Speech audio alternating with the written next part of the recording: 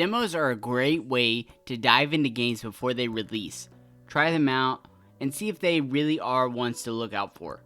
I usually wait for the quarterly Steam Next Fest to get my fill, but I realized as I was looking over my wish list that many of them have demos, so why wait for the next Fest to try them out?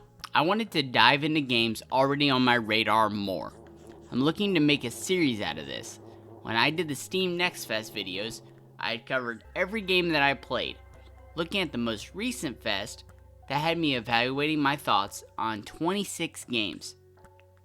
The thoughts were not as detailed as I would have liked, and the video came out way too late for many people who would have been interested into it due to the sheer amount. So with this series, I want to do like I did with my prior videos, but instead of being half an hour long, dedicated to dozens of demos, I'll talk about 3 in more depth.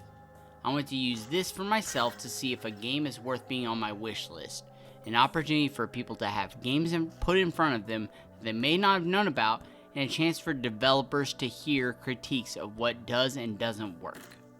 I started off by playing UVSU, which had a lot of things going for it on paper. First, it was a winner in the 2023 Game Maker's Toolkit Game Jam of the Year. It was made by the same developer as 2D and Top D, another GMTK jam game. And I streamed Ambidextrox, another twist on the 2D platformer. UVSU is really interesting because it sees you solving what appears to be basic puzzles, but once you solve them, you then turn into the villain who has to stop a copy of the hero version of yourself from solving it. But then, you change back into the hero, and a copy of the villain is there to try and stop you. When it makes the copies, they do exactly as you did before. If you jump 3 seconds in and fall down a hole, if you complete the puzzle, your copy will do exactly the same thing.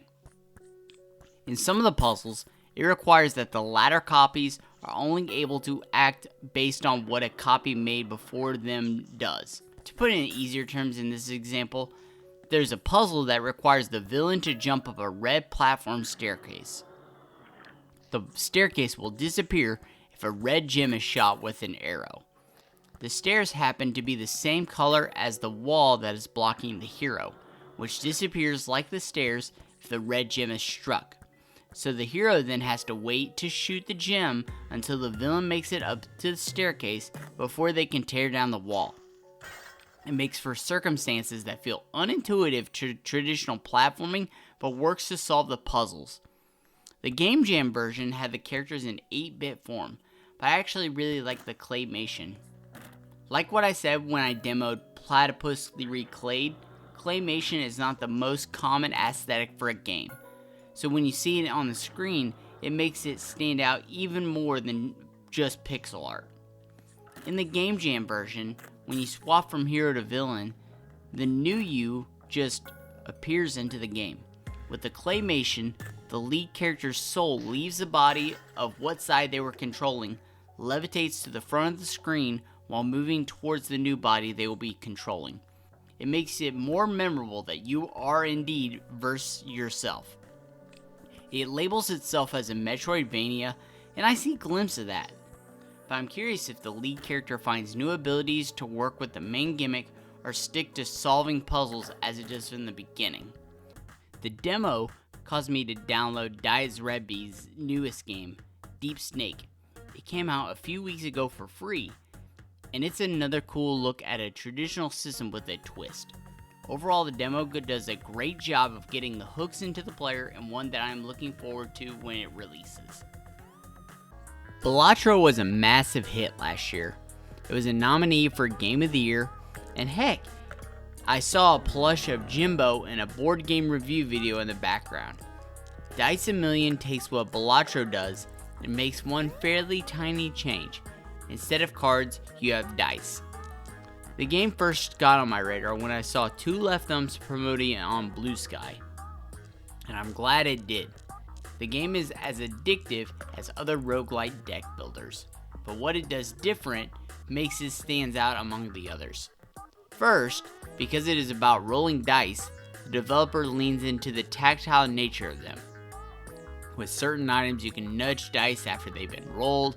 Certain dice can create a ring that impacts others that land inside of it. Many are about what is rolled on other faces. One die is a coin that is flipped. One side provides a multiplier to odds, and the other side provides it to evens. And to help in a situation like that, you have dice that are only odd or even numbers. It takes the roguelite deck builders that are all about building combos, but adds more randomness through rolling them to determine their worth. Some dice even have faces that, if rolled, they are then destroyed, making it a commitment to use them in a hazardous gamble for the rest of the run. A cool thing about it is the points you need are the currency to buy stuff, but the currency rolls over to the next round. You may have a killer turn that means you don't even need to take a turn next round. But even after you hit your goal, you're incentivized to keep getting points.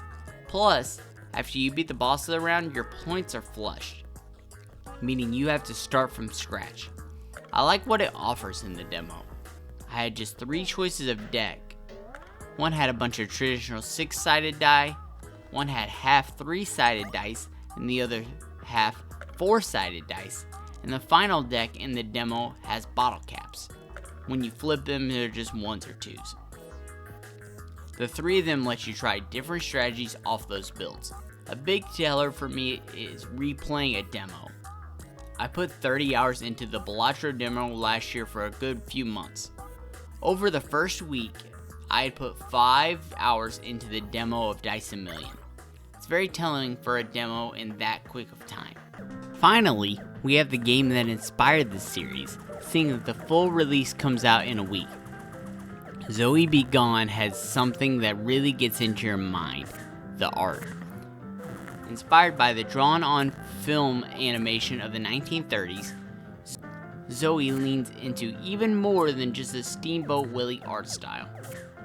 Aspects of it, like markers and paintbrushes, add enemies and fire at you. The edges of the map have film traits that lean into the aesthetic even further, that makes you feel like you're playing on paper instead of a movie. Zoe Begone has really interesting controls. When grounded, the game plays like a Contra-like run and gun, with shooting in multiple directions. You can jump in the air like you would have a jetpack, but you only can fire left and right. That makes for a really cool dynamic where you're wanting to attack certain enemies but need to be on the ground to fire on them, or fly through enemy fire. I like a lot of what Zoe Begone offers. My problem with it is that the visuals can't carry it over the finish line. To complete the race, you need to find a few extra bits. You can't really get attached to the characters like you would in other games that are similar, like Cuphead, which I hate to make the comparison, but it will have a really hard problem getting past that because of the similarities in art style and genre. My biggest issue was in the gameplay, and I'm willing to admit that may be a skill issue on my part.